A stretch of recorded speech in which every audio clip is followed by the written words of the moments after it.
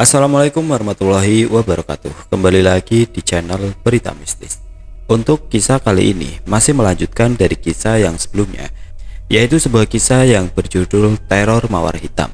Sebuah kisah yang diambil dari Wattpad dari tulisannya akun yang bernama Maknanau 123. Sebelum kita masuk ke ceritanya, tekan dulu tombol like video ini dan jangan lupa tekan juga tombol subscribe channel ini dan nyalakan juga lonceng notifikasinya agar tidak ketinggalan cerita-cerita baru dari channel ini. Dan bagi teman-teman yang ingin membaca langsung ceritanya, nanti silakan saja kunjungi linknya yang nanti akan saya sertakan di kolom deskripsi. Dan seperti apa untuk kelanjutan kisah ini? Langsung saja kita simak berikut ini.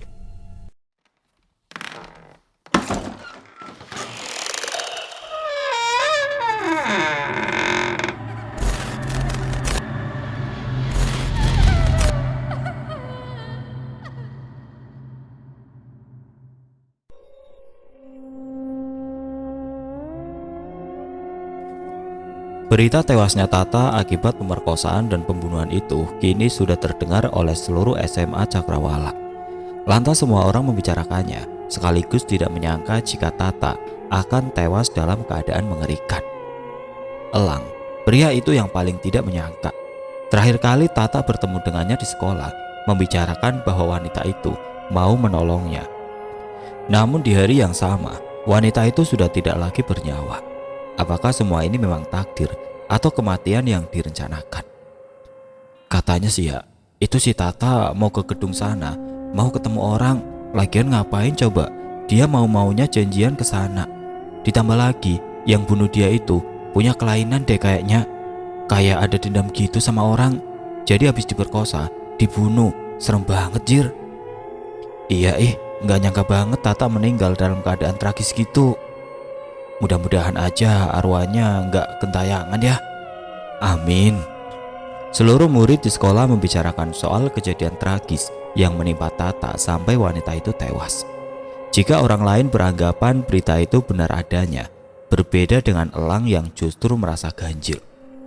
Kebetulan Zera berjalan di koridor sekolah. Ia mendengar ucapan dari beberapa murid tentang Tata. Kemudian ia menanyakan pada salah satunya. Apa yang diomongin orang-orang beneran? Tata beneran meninggal? Tanya Zera masih tidak percaya. Emang lu gak lihat beritanya? Kan masuk TV, masuk koran juga. Lutut Zera lemas. Ia tidak menyangka jika Tata akan pergi meninggalkannya secepat ini. Padahal keadaannya mereka belum baikan. Bahkan Zera sendiri malah merasa bersalah karena belum sempat saling memaafkan dengan Tata. Terlebih lagi kejadiannya sangat tragis. Zera benar-benar tidak menyangka. "Ze, ikut gua." Elang menarik tangan Zera paksa, kemudian membawanya ke taman sekolah untuk bicara berdua. "Lepasin, kamu mau apa lagi sih, Lang?" Sewot Zera yang langsung melepaskan tangan Elang dari pergelangan tangannya. "Dengerin gua, apa lo gak merasa ganjil sama kematian Tata? Kemarin dia sama gue sempat ngobrol. Dia bilang dia mau bantu gue sama lo buat tuntas siapa peneror itu. Dan kemudian di hari yang sama, Tata meninggal dalam keadaan tragis. Lo percaya gak sih kalau semisal ini ulah seseorang?" Zera menatap lekat Elang. "Jangan-jangan ini semua rencana kamu, dan kamu sengaja bilang gini biar aku gak curiga. Jangan-jangan kamu yang bunuh Tata." "Zek, di mana sih sebenarnya letak pikiran lo itu? Please, lo pakai otak lo sebelum ngomong. Kalau gue pembunuhnya, ngapain bukti di koran-koran? Kalau udah jelas cowok asing itu yang nusuk Tata pakai pisau sebanyak 35 tusukan. Artinya bukan gua. Kenapa lo masih aja egois sih?" "Egois gimana maksud kamu? Udah jelas kan kalau peneror itu adalah kamu. Buktinya kan udah jelas." "Zek, lo harus dengerin gue dulu. Jangan karena hal ini otak lo jadi gak berfungsi dengan baik. Kita bisa omongin ini baik-baik. Gue gak minta lo percaya sama gue, tapi kasih gue kesempatan buat... Aku udah pernah janji sama diri aku sendiri bahwa aku gak akan pernah maafkan siapapun peneror itu. Terutama aku pernah bilang sama kamu kan, kalau aku bisa buktiin bahwa kamu pelakunya, maka aku akan membenci kamu seumur hidup." Setelah mengatakan itu, Zera pergi dari hadapan Elang. Gadis itu benar-benar keras kepala. bahkan tidak mau mendengarkan sedikit saja apa yang akan Elang bicarakan. Meskipun Zera bersikap seperti itu, Elang tetap akan berusaha sebisanya meyakini sebab Zera dalam bahaya. Peneror itu menginginkan nyawanya dan Elang harus menghentikan. Alta, kamu udah tahu belum kalau Tata dibunuh sama Tian? Teman kamu sendiri. Kok bisa ya? Aku gak nyangka banget. Ucap Zera yang menghampiri Tata ke warung belakang sekolah. Iya, gue tahu. Kok kamu biasa saja? Si Alta bukan orang yang suka ngurusin begituan sih. Dia lebih suka kopi, rokok, dan kamu. Ledek Zebra selaku teman dekat Alta. Tapi serius deh, berita itu benar-benar menghebohkan. Ditambah, rupanya yang bunuh itu temen lo, Al. Kok bisa sih? Tanya Aris yang sama-sama penasaran seperti Zera. Zera duduk di samping Alta, menunggu pria itu memberikan jawaban yang pasti. Sebab Zera tahu betul bahwa Tian itu adalah temannya Alta di tongkrongan. Jadi tidak mungkin jika Alta tidak tahu menahu apa permasalahan Tian sampai bernekat membunuh. Tian itu pengguna barang haram. Dia sering minjemin duit sama gua, bahkan sampai ratusan juta. Terlebih, dia ada masalah pribadi. Dia biasa ngelakuin transaksi itu di gedung sana. Terus ya, gua nggak tahu tuh kalau Tata bisa ada di sana juga. Mungkin mereka ada hubungan sama Tian. Jelas Alta yang kemudian membuat semuanya mengerti, kecuali Zera yang terus menanyakan banyak hal karena masih tidak menyangka atas kejadian yang menimpa Tata. Alta, kenapa nggak tolongin Tata? Mana gue tahu sih. Alta, Zera takut. Zera takut kalau itu ulah si peneror. Gimana kalau emang bener rencana dia? Elang maksud lo? Zera mengangguk. Ya bisa jadi sih, tapi lo tenang aja. Kalau itu beneran rencana dia, gua bakalan mampusin dia lebih dulu sebelum dia mampusin lo. Alta mengusap surai Zera, membuat Zera jadi salah tingkah tidak jelas. Tidak lama seorang murid perempuan datang menghampiri Alta, melingkarkan tangannya di leher Alta. Al, kok lo malah di sini sih? Katanya mau ke apartemen. Bisik wanita itu pelan. Apartemen? Jadi kamu tinggal di apartemen, Al? Tanya Zera. Lo kan sahabatnya, masa nggak tahu sih? Tanya wanita itu. Zera tidak menjawabnya. Ia kemudian bangkit dari tempat duduknya dan pergi. Sungguh Zera tidak sanggup melihat wanita manapun yang selalu menjadi kekasihnya Alta. Selama ini ia menahan segalanya, menahan perasaannya, tapi tidak bisa menahan rasa sakit ketika wanita lain menyentuh Alta. Lantas hubungan seperti apa yang sebenarnya terjalin di antara dirinya dan Alta? Sementara Alta memperlakukannya layaknya bukan sebagaimana sahabat. Alta mengejar gadis itu. Ia meninggalkan wanita yang menjadi bahan mainannya itu. Entahlah, kakinya tiba-tiba refleks mau mengejar Zera, dan ia merasa takut jika Zera marah padanya. Alta menghampiri Zera ke kelas. Gadis itu lantas mengusap air matanya kasar. Kok nangis? Lu cemburu ya? Aku kecewa sama kamu. Kamu bohongin aku. Kamu gak jujur tinggal di apartemen. Kenapa orang lain tahu, sementara aku, orang yang paling deket sama kamu, gak tahu? Apartemen itu khusus buat gue main sama cewek. Gue gak akan mau bawa lo ke tempat laknat itu. Kalau lo mau, kita bisa punya apartemen khusus berdua. Mau? Sialan, mengapa tawaran dari Alta membuat wajah Zera jadi merah memanas?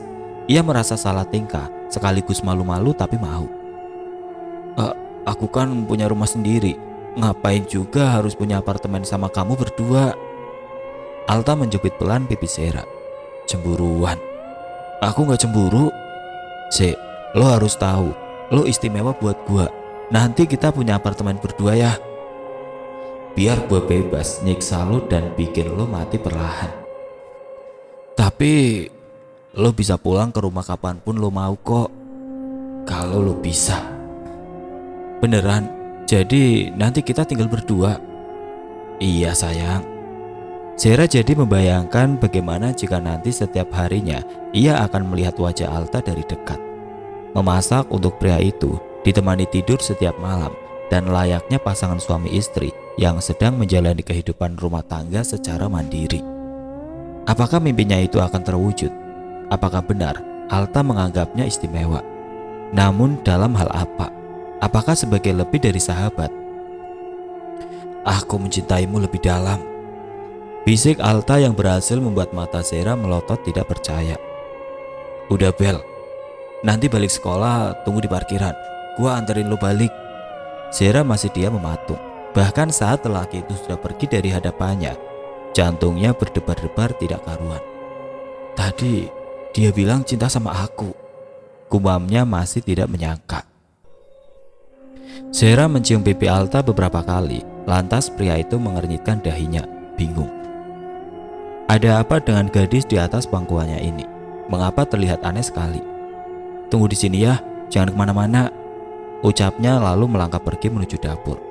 Alta menatap punggung Zera yang sudah jauh melangkah, sementara dirinya duduk di atas sofa seperti orang bodoh.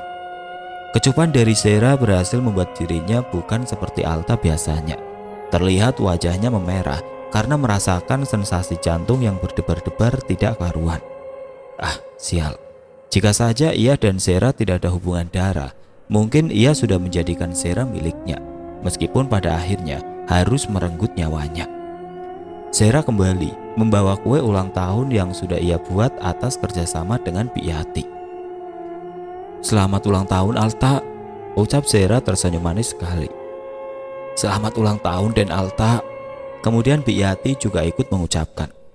Surprise dari kedua wanita itu berhasil membuat Alta cukup termenung. Ia malah membayangkan jika Zera dan ibunya sebagai mertua juga menantu, bukan majikan dan pembantu. Ingin rasanya Alta memeluk ibunya, namun karena ada Zera, maka ia mengurungkan keinginannya. Zera duduk di samping Alta. Bi, nyalain lilinnya, pinta Zera yang kemudian dituruti Bi Yati. Lilin sudah menyala, gadis itu meminta Alta meniup lilinnya. Tapi tunggu, kamu ucapin sebuah harapan dulu. Apa harapan kamu? Sama lu selamanya. Entahlah hal itu tiba-tiba terbesit dalam benak Alta. Ralat, pengen lu cepet hilang dari muka bumi ini selamanya. Udah, ucap Alta yang kemudian langsung meniup lilin menyala itu. Dan Alta, semoga sehat selalu dan bahagia selalu ya, ucap Bi Yati. Amin, makasih. Bi Yati mengangguk. Kemudian ia hendak pergi ke dapur, namun Zera menahannya. Bibi gak mau kuenya, kan belum potong kue. Ah, gampang non, nanti saja sisain buat Bibi. Ya udah deh, kalau gitu ini buat Bibi setengah dari kuenya, setengah lagi buat aku sama Alta. Makasih non. Bi Yati menerima potongan kue itu, memindahkannya ke atas piring kosong, kemudian membawanya ke belakang dapur. Dalam hatinya ia bergumam, saya benci situasi ini, di mana di hari ulang tahun anak saya tidak bisa memeluknya karena gadis itu benar-benar penghalang. Alta menerima suapan dari Zera, begitupun dengan Zera yang disuapi oleh pria itu. Alta, tadi apa harapan kamu? Tanya Zera penasaran. Rahasia. Ih kok gitu? Jadi Zera gak boleh tahu. Alta mengeratkan duduknya semakin dekat dengan Zera. Kemudian bibirnya mengecup singkat bibir Zera yang masih belepotan coklat kue ulang tahun. Harapan gua, semoga gua gak akan pernah kehilangan lu, dustanya. Yang meskipun hatinya tidak bohong mengatakan hal itu. Alta, kamu gak ada niatan buat pacarin aku? Dek. Bukan hanya Alta yang melotot tapi juga Zera. Gadis itu tidak menyangka jika ia akan seberani itu menanyakan hal konyol yang jelas tidak akan terjadi. Lupakan itu, aku... Alta menutup mulut Zera dengan jari tengah yang ia simpan di depan bibir Zera. Kita gak akan pacaran, tapi kamu milikku. Maksud kamu? Gue janji, bakalan lebih prioritasin lu. Gue gak akan main cewek, ngurangin hyper yang ada dalam diri gue. Dan lu cewek satu-satunya milik gua. Memiliki gak harus menjadi sebagai pasangan kan?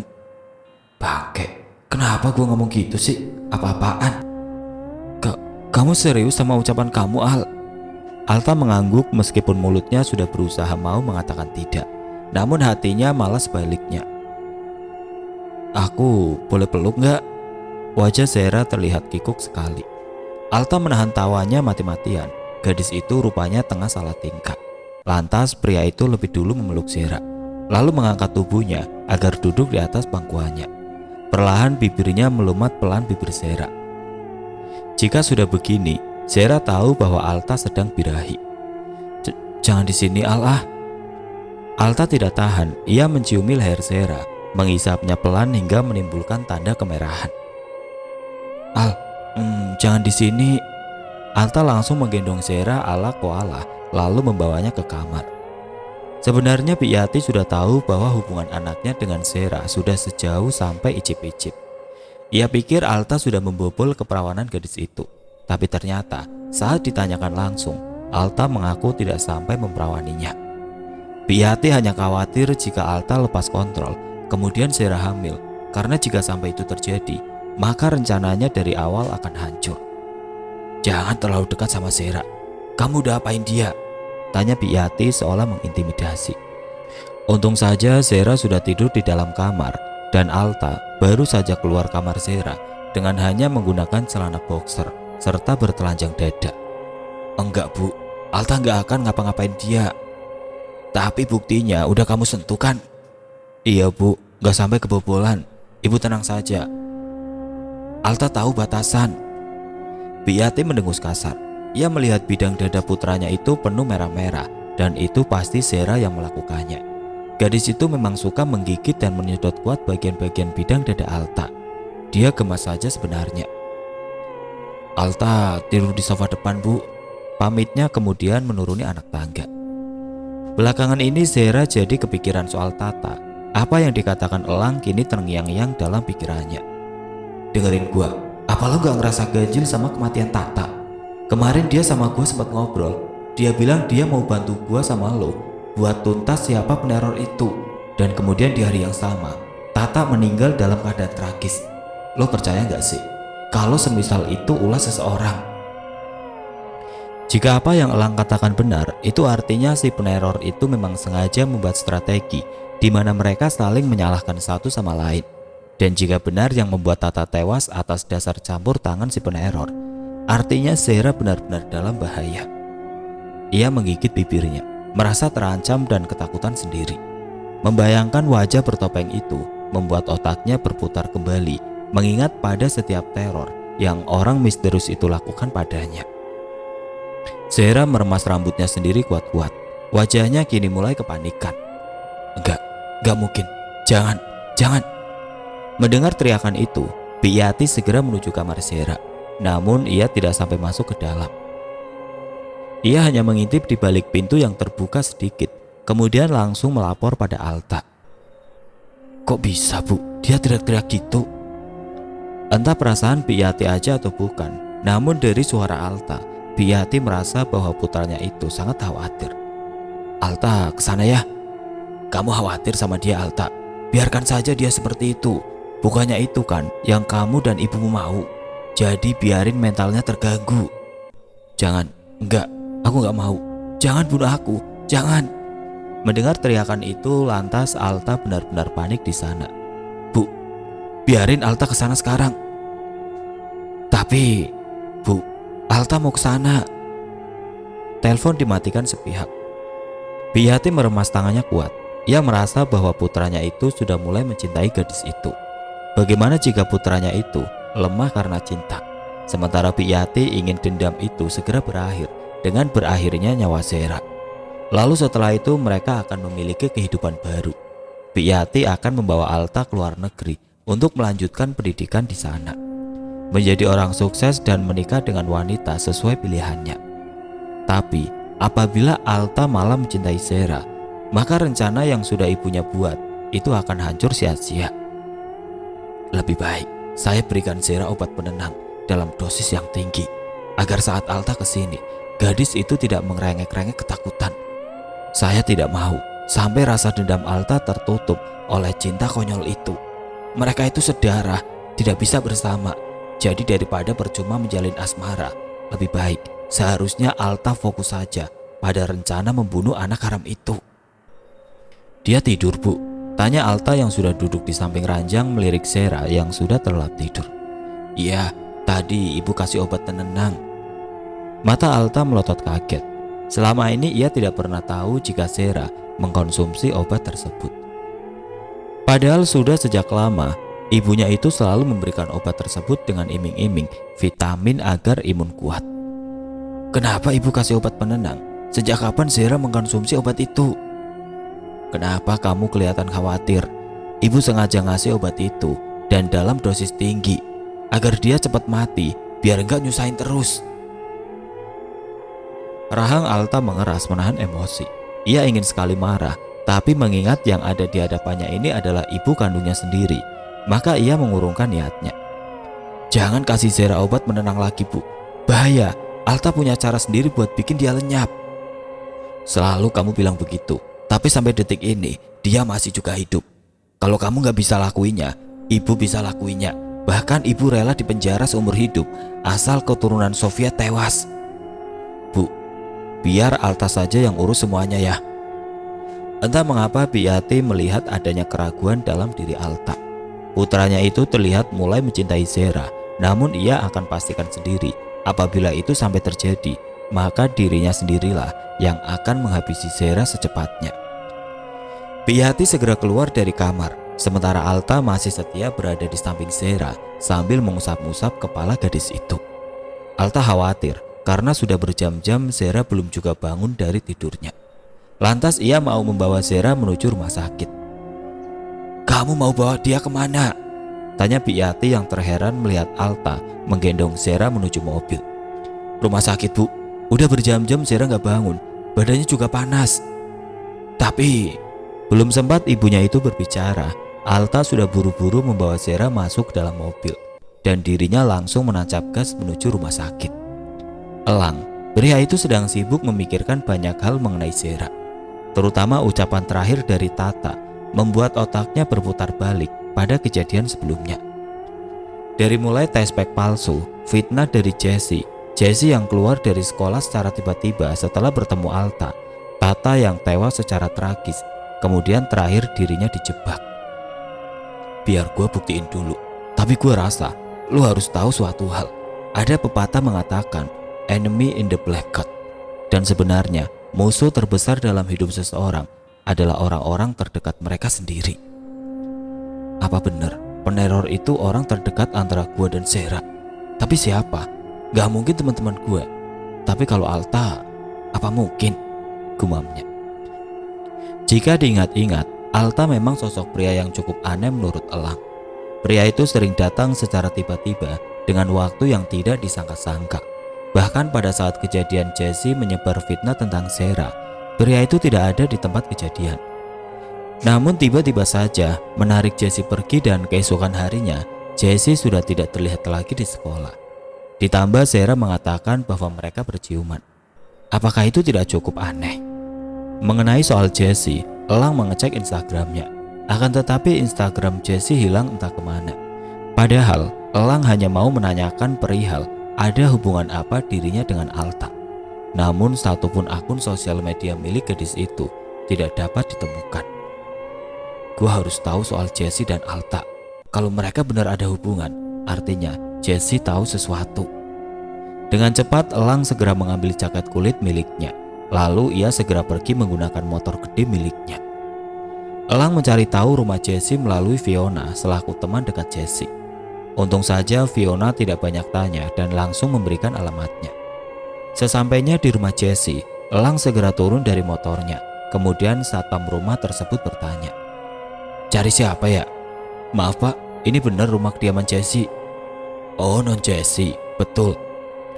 Tapi sudah lama non Jessie nggak tinggal di sini, diusir sama orang tuanya karena hamil di luar nikah. Kemudian setelah itu keberadaannya nggak ditemuin lagi. Orang tua non Jessie juga sudah meninggal dunia beberapa bulan lalu. Dan sekarang yang menempati rumah ini adalah tantenya." "Hamil di luar nikah? Apa Bapak tahu siapa cowok yang hamilin Jessie?" "Mana saya tahu, Den.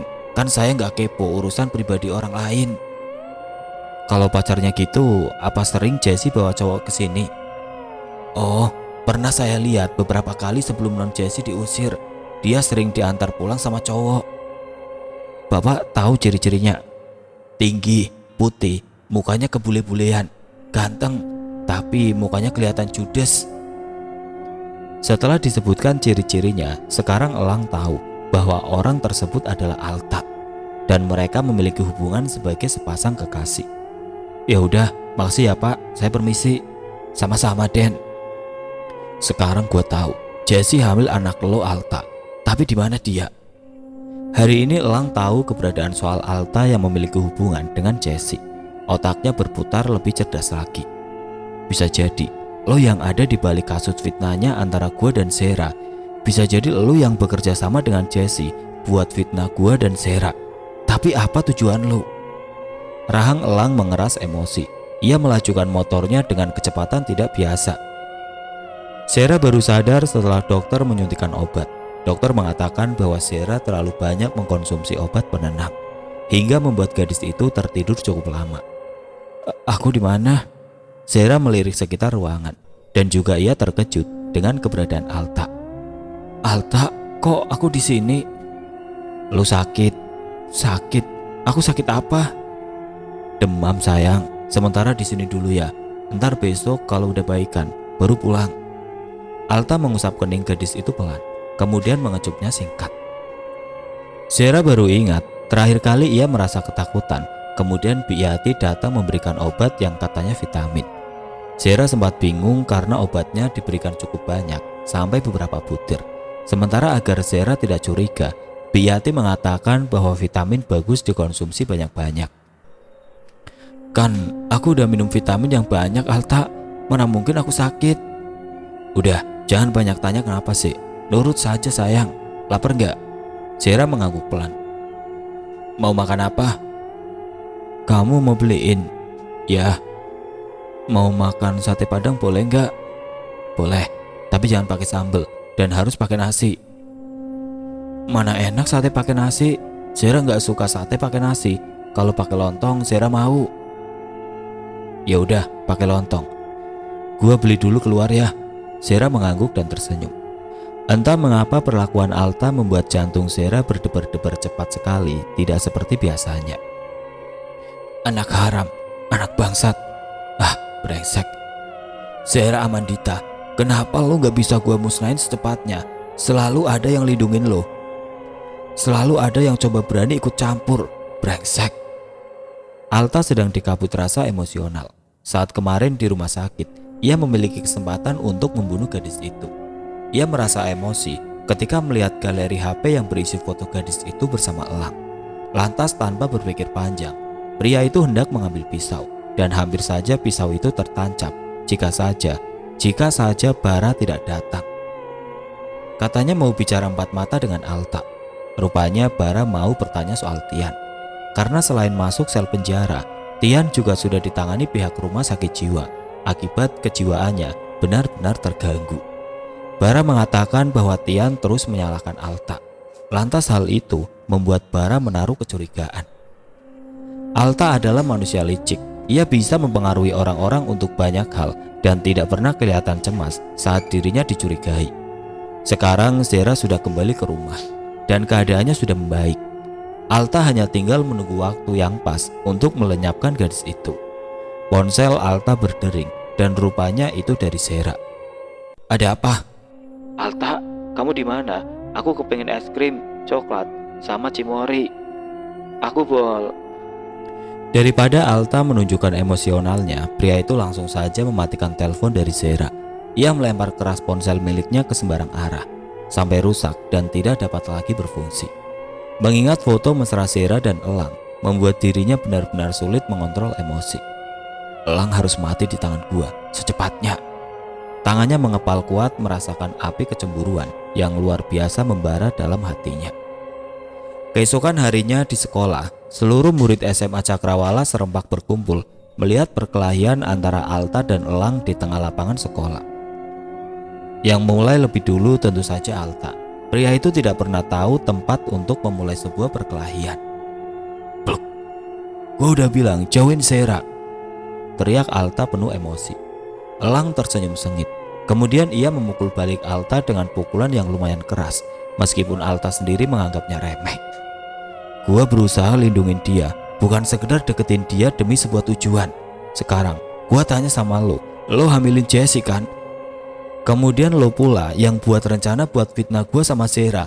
Biar apa? Biar gua sama Sera jauh. Pengecut, ucap Elang pelan. Karena bagaimanapun ia memahami situasi sekitar. Buk, buk. Bukan hanya sekali, tapi beberapa kali Alta menghantam keras bagian perut elang. Gak usah sok tahu bangsat. Lo denger baik-baik, lo bakalan menyesal. Gua yang bakal nyesel atau lo? Lo yang harus denger gue baik-baik. Karena kalau sampai gue bisa nyari bukti bahwa lo si peneror itu, gue bakalan bawa Zera pergi jauh dari lo. Alta menarik baju elang agar pria itu bangun. Kemudian ia terus menghantam, memukul, bahkan sampai sudut bibir elang mengeluarkan darah segar. Gua rela mati demi Zera, ucap elang lantang, membuat banyak orang sekitaran melotot terkejut dengan pengakuan itu.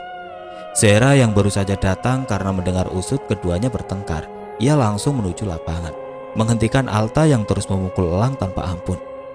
Alta, kamu gila? Kalau elang kenapa-napa gimana? Kamu jangan kayak gini. Aku gak suka, Al. Kamu kasar.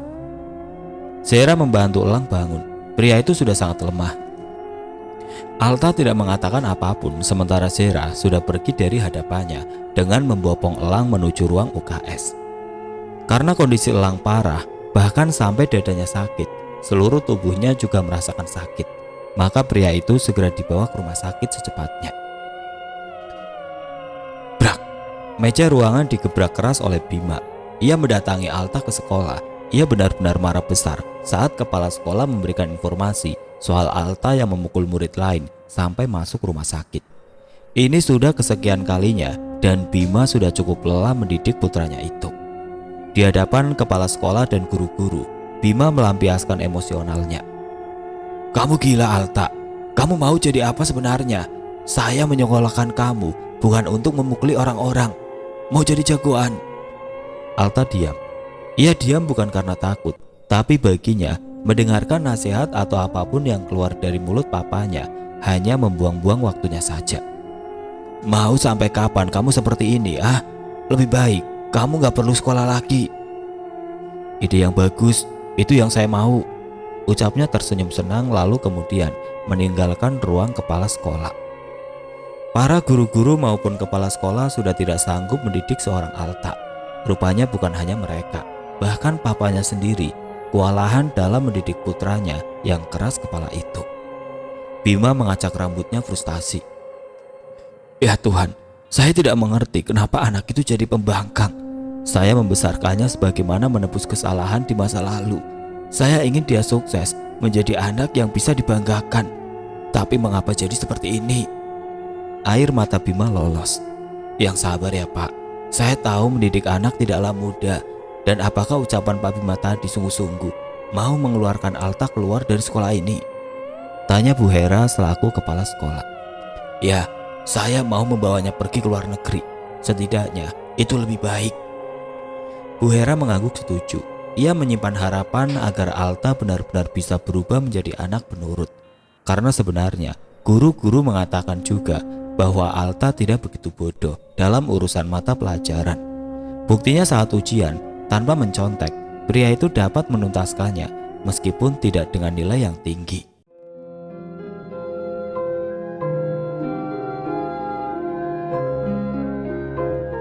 Oke teman-teman, sampai di sini dulu ceritanya. Nantikan kelanjutan kisah ini di video berikutnya. Agar tidak ketinggalan, klik tombol subscribe channel ini dan nyalakan lonceng notifikasinya. Wassalamualaikum warahmatullahi wabarakatuh.